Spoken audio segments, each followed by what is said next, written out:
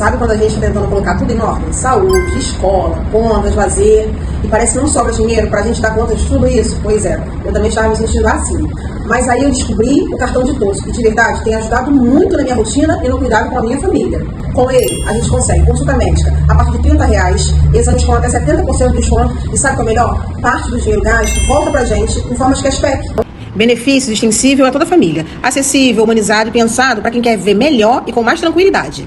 Um jeito acessível de cuidar da nossa saúde, da nossa família e ainda economizar. E o melhor, o cartão de todos, ele não é um plano de saúde, também não é um convênio, ele é um cartão de benefícios que reúne vários serviços essenciais na tela do nosso celular através de um aplicativo. Isso nos permite cuidar da nossa família, organizar a nossa rotina e ainda economizar. Agora é a hora de aproveitar. As ofertas são por tempo limitado. Quem se cadastra agora no site, no aplicativo, já entra e concorre no sorteio de um carro e de uma casa. Então já entra no site, baixa o aplicativo, aproveita e se cadastra para concorrer no sorteio. Agora, organizar a vida, a nossa rotina e cuidar do que a gente ama ficou muito mais fácil, né?